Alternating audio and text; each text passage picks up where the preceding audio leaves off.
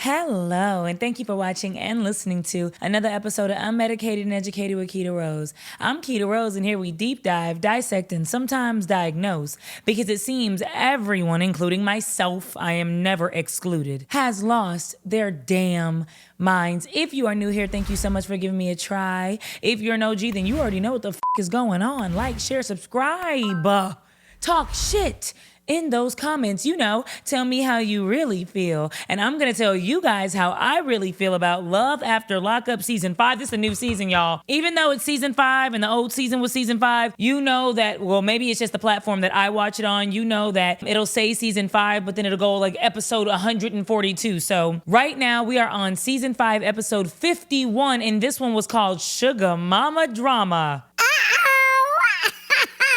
Who's the sugar mama? Well, we're about to find that out, so sit back and relax because it's time for Reality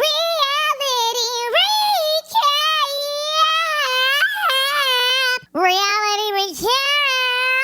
Yeah! Before we get started with our reality recap, I just want to say thank you to everybody that went on down to KeitaSaidIt.com and bought my plurnal. Yes, the plurnals are in, guys. The Growing Through It journal and the Balancing My Bullshit plurnal, which is a planner journal, are in there at KeitaSaidIt.com. Thank you so much for all that have ordered. I really appreciate you. Go on down to Keita Said It, y'all, if you haven't gotten it yet for Christmas. This will be an amazing Christmas gift for yourself, for self-care Sundays, or for the people that you love around you, okay? And if you use code LOVEKEITA, you will receive a humongous discount in time for Christmas.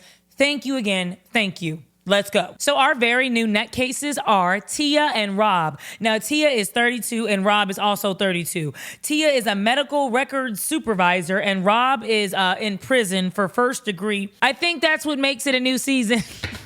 I do this every time, y'all, because he's locked up. So it's not after locked up because they're still locked up. Anyways, Rob got about 45 more days. He's in jail for first degree robbery, thievery, and credit card fraud. So don't leave your card around Rob, true player for real. He's gonna scam you for real. So the scene starts off with Tia. She's at the park and she's talking to Rob. She's like, hey, daddy. She calls him daddy. Hi, daddy. And I just wanna know, you guys, write down in the comments below, do you call your man daddy? Or your partner daddy, or do you think that's weird, right? Because I've seen a lot of mixed reviews. Some people say I love to call my partner daddy. Me personally, I'll hit you with, okay, daddy. Ooh, daddy, you know what I mean? If you like pinch my booty or do something cute like that. But I've also heard a lot of people say that they think it's incredibly weird and that might be tied to some type of freakish daddy issues, which I don't know about that. What do you guys think? Let me know below in the comments. So Tia's talking to the producers and she's like, listen, I have a big personality. I have a big booty, big titties, big lips, big everything. I'm just a big energy, right? And you can just see it. You can feel it. She's a bad bitch. She's beautiful. I like her already. I'm like, okay, I see Rob. Rob is sexy as hell, which is already what Tia told us, right? She's like, listen, this is my man, my man, my man. I met Rob through a cousin's friend, baby daddy's, whatever. At the end of the day, he's mine. I'm claiming him. And when he gets out, we're going to get married. So Tia is already very, very invested in this relationship, which scares me because here Rob is a very, very attractive guy. And it's not like Tia can't get a really fine guy, but it's like, what are you doing, Rob? Are you really just this handsome guy that's misunderstood, that made a couple of mistakes, and you're gonna run off with Tia into the sunset and treat her right, and you're grateful for all the money and the time and everything that she spent on you? Or are you playing her? Are you using your good looks, your muscles, and probably that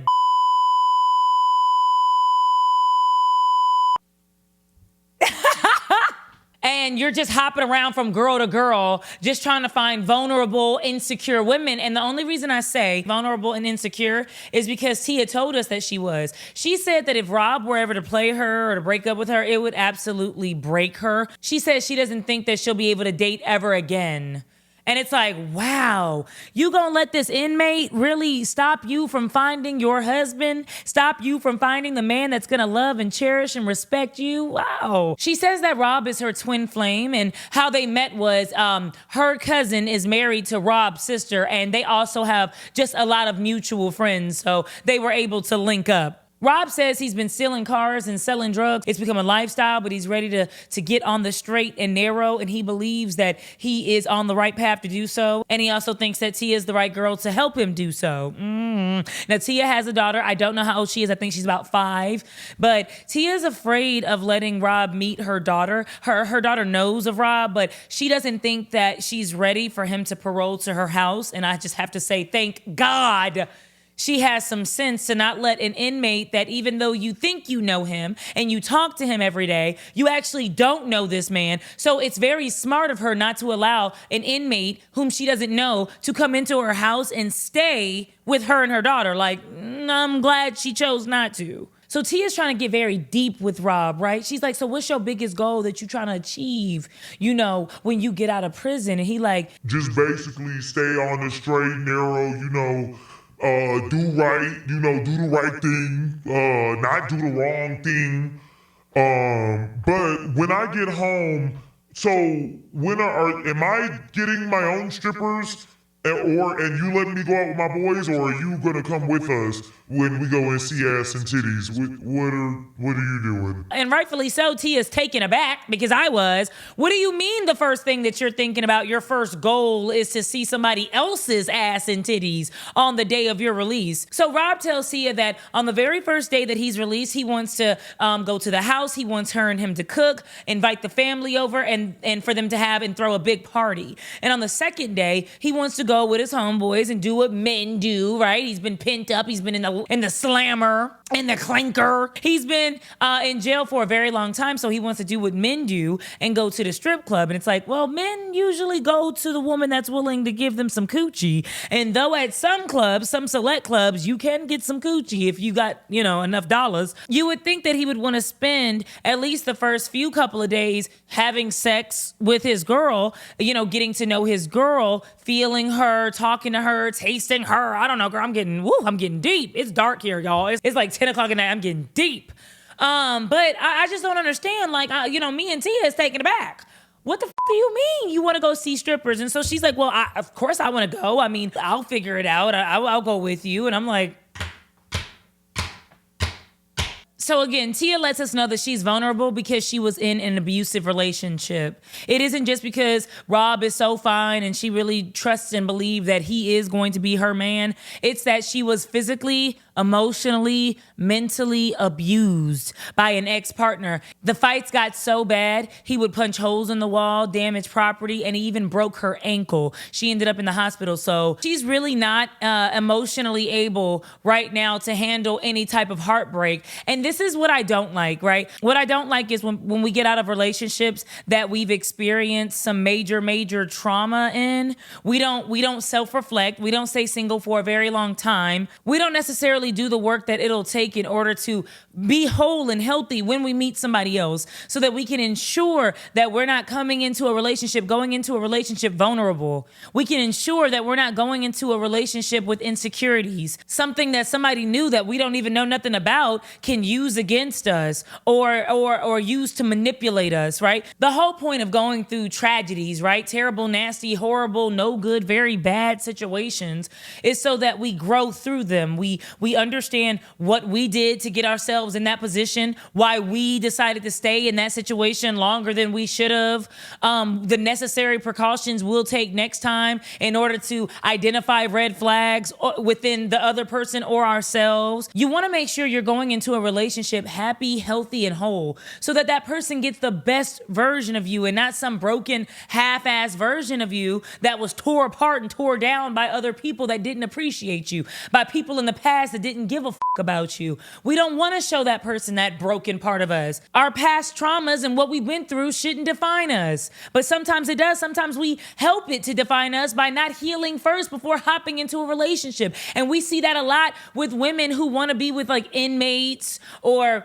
women on My 600 Pound Live. Listen, this is reality recap, so we're going to talk about reality shows, right? We see that a lot with women that are insecure. I just want to be with somebody that'll make this pain go away, somebody that will make me feel better. And it's like, Only you can do that. Don't rely on somebody for your own happiness. And I'm not saying that that's what Tia did. And I know I just went on a rant and a rampage, right? A tangent, if you will. But damn, it's like you were really in a domestic violence situation so bad. It was so bad to where that man broke your ankle. And now we're talking to another man in prison and you're saying things like, if he hurts me, I don't think I'll ever love again. And it's like, shit, he's probably gonna hurt ya. So that's not good. Anyways, Tia goes and she sees her favorite cousin. And her favorite cousin is also a tarot reader and a medium. So she can talk dead spirits and she can read the future of the people that she's reading for. Anyway, Rob's mom passed away. And so Tia sometimes likes to like channel Rob's mom so that she can like get her blessing and she can like talk to her. Let me just say this. If I'm dead, don't wake me. If I'm dead, I certainly don't want to be awoken. Listen, I've already made it through the hardest part of everything, which is living on earth. I've already made it through. I've already graduated, okay? I've already transitioned on to the next step. So if I am dead, the last thing I want, I think, is my children conjuring me up. But I damn sure don't want my children's potential mate that they met in prison, that they've only been dating for a couple months to a couple whatever, to conjure my spirit up so she could get my blessing or so she could ask me whether or not they're gonna make it. Listen, sis, no. No. Don't wake me the fuck up. He is cheating on you. So anyway, Tia's cousin lets her know that Rob is going to go full force in this relationship. He's not going to let anything stop him when it comes to progressing forward in their relationship. And I mean, that was really good news. She says that she's insecure. She says that she doesn't trust him. So it's good to know that her cousin is saying that when Rob gets out, he's going to give her his all. That's amazing, right? Tia's cousin also lets her know that she knows the young woman that Rob is going to be staying with when he paroles out. And it's like, young woman? Tia's like, what, bitch? Bitch? What, bitch? So apparently a family friend is going to be staying with Rob. Her house that she's allowing him to room at during parole. And so are we going to really trust that sexy sex ass Rob is doing the right thing on parole in Brooklyn, in a whole nother city away from Tia, who's already been on his ball sack about a lot of other things that he doesn't really want to talk about. It's like Tia really wants this to work and is really like pouring her all and clamped on to him in this relationship. And Rob, I can see starting to loosen the reins up a little bit. Like, I can't wait. I'm letting you know that in 45 days, so in 46 days, somebody's another woman's ass is going to be clapping in my face. And ain't a damn thing you can do about it. And I'm staying with a woman. And hey, the return of the Mac, back that ass up. He's going to cheat on her. I really feel like he's going to cheat on her. So let's mosey our asses down to Richmond, Virginia, right? Where we're going to meet Savannah and Bradley. Now, Bradley's been locked up for about 28 months. And I'm just not sure what he's done. I don't think I wrote. Oh, well, transportation of a firearm. Ding, ding, ding. We got it. Savannah, I think, is the golf cart girl at a local country club. So she drives around the golf carts. I think that she picks up the balls. I think that she's a caddy sometimes to probably Richmond because she's on a golf cart.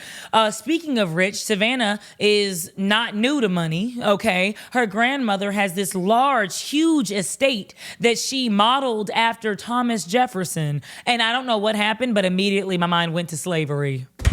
Immediately I was like, oh, that's so cute. Her grandmother really, really wanted a plantation because that's what it looks like. So Savannah has battled with drug abuse and substance abuse for a very, very long time now. And Bradley happened to have been her weed dealer when he was out. So they had a relationship prior to him going to jail for that 28 months that he's already been in jail. I don't know. Savannah said that Bradley was just her weed dealer, but it's like when Savannah opens up about some of her past drug use, it's like, I don't know if Brad was only selling you weed. So Savannah lets us know that her ex was a heroin user and had a daughter that she was very, very, very close with. And one day, whenever they broke up, she couldn't take it anymore. He took his daughter with him and she never saw the little girl again, and it completely crushed her. She said for 4 years she was an active mother in that child's life. I don't know where the biological mom was. Maybe the bio mom wasn't around, and so Savannah really took on that role and was like an active member in this little girl's life. And so they break up. He takes the baby away and she feels lost. She said that she went to bed consecutively for 4 years as a mom and then woke up and was not a mom anymore. And honestly, at first, when I used to hear like stepmoms talk about how much they miss their stepchildren, I felt like, girl, listen, you were with the guy, and of course you love the kid, but in the back of your head that's not, it might not be a forever thing with this child and with this guy, especially if you're not married and you haven't like adopted or taken on this role. But then I fell in love with a little girl, and I completely understand how it feels to like really care for somebody and one day no longer see them. So I do understand. Now, would that drive me, would not being a mother to a child I was already not the biological mother to drive me into heroin, to using heroin? I don't know. And that's kind of what Savannah lets us know, right? She's like, that got me on drugs. So first she said it was Coke, Adderall, and then she said that's one fateful day she met methany. Y'all, she named the drug methany. What bothered me about Savannah's whole segment was when she talks about her grandmother's house, she talks about the house as if it's hers. And I don't know. I'm not a trust fund baby. I don't come from a whole bunch of money. We ain't broke now. We ain't broke. But I don't come from millions and millions and millions of dollars. So I don't know, maybe that's the attitude you have when your family has money. But it just bothered me because Savannah's like, oh yeah, we need to get a pool put in, and we got to work on that, and this my house, this my little section. And it's like, girl, you are well into your 30s now. It's time for you to pick a career.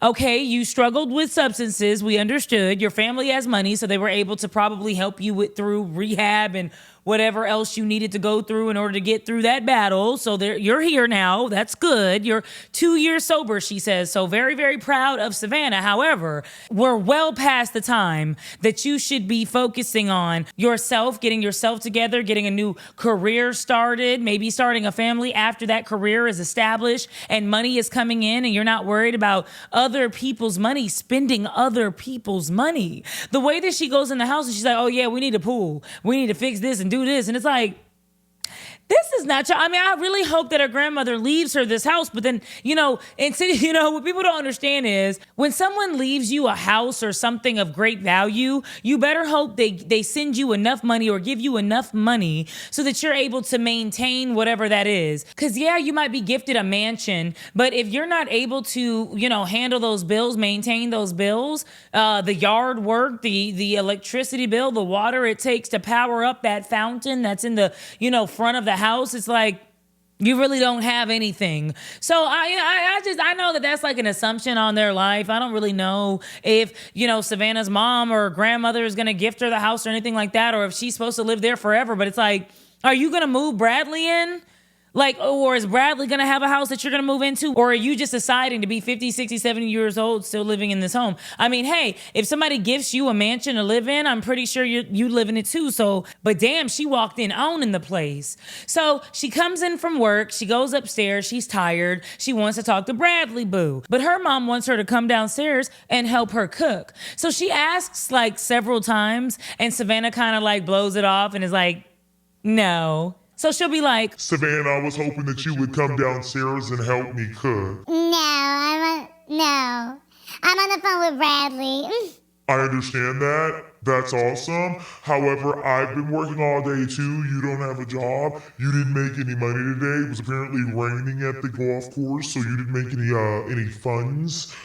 Come downstairs, right? Pay what you weigh. Help me cook so that you can, pay for your stay around here. No, Bradley's on the phone. So her mom's not playing. She puts her foot down. She's like, come on, come downstairs. So she's like, bring Bradley downstairs. So that's exactly what Savannah does. And they're on the phone. And of course, Bradley's on speaker. And she's like, Bradley's on the phone, Mom, say hi. And her mom like goes straight into it. She's like, what are you going to do with your life? Straight up. Hey, what are you gonna do with your life? I need to know what your plans are with my child. I like Shanoa. What are you doing with your life? Like, why are you over here? She was like, I want to know your intentions with my daughter. And Bradley's like, what is this, the 50s? And man, when I tell you the look that Savannah gave her mom, she got a cut glass with that look, like, Mom. And so Shanoa was like, what? And she's like, well, why would you just say that? What are you doing with your life? I don't trust that you're doing this and that. Why are you coming so hard at him? And the mom is like, no bars back. You could tell the mom like holds nothing back. She's like, listen, y'all are toxic. You guys always fight. Every time you're on the phone, he says, You motherfucker! and hangs up the phone. You cry, run upstairs, da-da-da. This happens all the time. So I just want to know, are you guys going to go to counseling or some form of mentorship? Like, what are you guys going to do to like fix that? Because it's toxic and I don't like it. Whew! Really, really pissed Savannah off. She was just over it at that moment. So let's hop on a fat ass pig and ride along down to Frankston, Texas, where we're gonna meet Sam, 29. He's 29. He's an EMT. And Krystal, she's 29 years old, and she's in prison for aggravated assault with a deadly weapon. Oh, she sounds like a Texas peach. So right off the bat, Sam says that Krystal is the love of his life. He has never met another woman like Krystal. He's never going to meet another woman like Krystal. He is blessed. He feels happy to have her, and he's just happy that he can walk and bask in her presence. Very much so, I'm in love with this woman. And immediately I knew that she probably wouldn't feel the same way about him. Usually when there's a man or even a woman, and this is a sad situation, but when there's a man or a woman that's head over heels, this is my life, my twin flame, my soul partner. We are attached by our ass hairs. We care about each other so much, and I love them, and I just, ugh. And when you can feel that love radiate off that person, it's usually they love that person 100 times more than that person loves them. And I don't know why that is. I in a perfect world, people that were nonchalant would be together and have like the worst fucking boring, terrible relationship ever. And people that were extra and extroverted and they love out loud would love each other out loud and annoy the rest of us, annoy the people that would just be chilling, okay? But it's not a perfect world, and so you can already tell that Krystal probably doesn't feel the same way about Sam. So Krystal's got a 14-year sentence in Gainesville, Texas because of that assault with a deadly weapon. Now, she says that her and her ex got into a small altercation, and she decided to cut him across the forehead with a knife, but 14 years for a small little paper cut. Like if I was actually going to do it, if I was actually going to cut somebody with a knife, I think that I would be so afraid. Like once I got to the point, or once I even got close, afraid of the retaliation, afraid that I don't know, just afraid. You shouldn't be cutting bodies open. You shouldn't be cutting people up. So she said that she was 19 in a toxic marriage, and it's like I was also in a marriage at 20. We also like to put our hands on each other. I don't call it a domestic violence situation because I fought back and I beat his ass sometimes. And I am not proud of that. And I am not saying that anyone should be in a relationship where you're putting your hands on another person or that person's putting their hands on you. In absolutely no situation is it okay to do that. However, at 20 years old, you drink a little wine, you smoke a little something, and then that mother just talking a little bit too much that night. Come on. What's up? Now, Rita says that Sam just came in like a wrecking ball, funneling money fast and heavy at both of them, right? And I don't know really how an EMT can like funnel fast money at you, other than it's like, here's some groceries, here's like 2 things of bacon instead of 1. Maybe that's what she means, but she says that, Sam came in like a hero, but that he wanted a little bit more to go down between Rita and him. Like Sam had went down and thought that maybe while he waited the rest of the 7 years, because that's how long I think Krystal has left, the rest of the 7 years with Rita, they might as well like have sex and maybe like do something too together. I can't make this shit up, folks. I can't even make this shit up. So you're gonna come down to Gainesville, Texas, and try to woo me over with $350 probably a month. But what I'm most concerned about is the fact that you are actively trying to my grandmother. Absolutely not. So anyways, Rita said that she wasn't interested in all that and she had to go ahead and shut that down. How embarrassing that you got rejected by my... Anyways. Now Sam says Krystal can be a jealous little munchkin, a little mean gremlin monster, and that's not really how you want to, describe somebody that is actively in prison for aggravated assault. She cut open a man, and you're like, oh, she can be like a jealous little monster. That's some scary shit, Sam.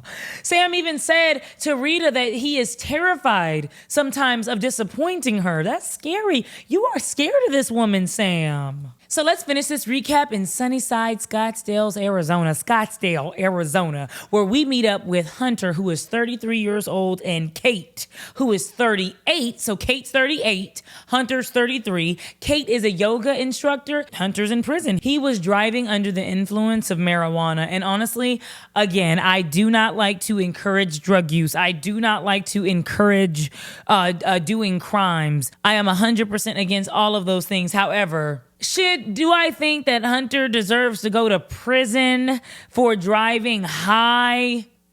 It depends on how he was driving, honestly. And maybe he was on that kush. He could have been on that sheesh. You know what I'm saying? That loud pack. I feel like he would have learned his lesson with a ticket. So he's not a violent offender. That's good. Now, Kate and Hunter were together before he went into jail, right? So this is a situation where the guy, you're dating the guy, he messes up, he goes to prison, and you decide that you're gonna lock him down. But she actually couldn't hold him down while he was in jail because she didn't have no money. So she came up with the bright idea, Kate came up with the bright idea to go ahead and have him write Prison Pals on writeapal.com, where he meets Kaylee, we're gonna call her Kay. He meets a lot of other women that are sexually active, but only on the phone with him. So they have phone sex with him. They send him messages on the tablet. They're touching themselves. They're revealing themselves. But that's as far as it goes, and he's not allowed to have video visits. And this is solely for the purpose of having these women pay for Hunter to be comfortable and him and Kate to be able to remain in touch. Wow. So let me know in the comments below if you would allow your significant other to talk to other people while they were in prison, so that you could avoid having to foot that bill. One part of me says that's really smart, but another part of me says that's really stupid. You're having your man talk to a lot of women that have more money than you.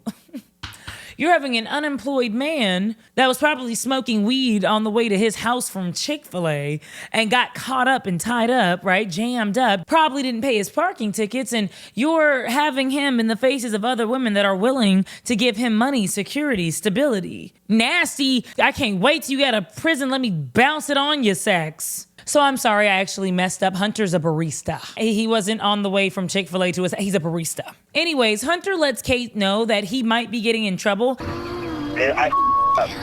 And this might affect his release, his early release credits, right? Because they caught him on the phone doing really nasty stuff with one of the other ladies. So Kate immediately gets upset because this is affecting now her, right? If you can't get released, then I don't get to see you. So I think it's best that you just cut off communication with these women. It's 30 days until you're released, and I don't think that would kill you. Enough is enough. And he's like, hey, babe, I don't know. It might be a couple of more months that I stay in here, right? Especially if I'm in trouble. I do know that I messed up, but these women are giving me about $2,000 a month. And she's like, wow, I had no idea that he was, that you were getting that. What? I'm getting about $2,000 a month from these chicks. Jesus. I didn't know it was that much. I know. You don't know what your man is getting? Let me tell you something. If it was my idea for you to write a pen pal so that you can gain enough money, one, I want 10% of the profit since it was my plan. And two, I want to know I want to know which bitch is giving you money. How much are they giving you? Is she giving you only $50 a month and she shows you an areola sometimes? But she's dropping 15 bands on you and she's bought you a Cadillac? You got to cut it off with her immediately. That bitch is gonna take my man. Absolutely not. So yeah, Hunter lets her know that it's going to be extremely difficult for him to cut off some of these these relationships. Now, he lets her know that it's because of the money, but he lets the producers know it's really because he fell in love with somebody. Ouch. Ooh. And that's what your dumb ass get. Got to be more careful. Whew, well, that wraps up our recap for today. Let me know how you guys feel about our new couples. Do you think Rob is going to cheat on Tia? Do you think Krystal's going to go ahead and cut Sam's ass up from the jail cell? What do you think? Comment down below. Thank you to all that have purchased the Plurnal and the Growing Through It journal. I greatly appreciate you. If you haven't gotten yours yet, go on down to KitaSaid.com. Use code LOVEKETA for a humongous discount. And until next time, baby, I will holla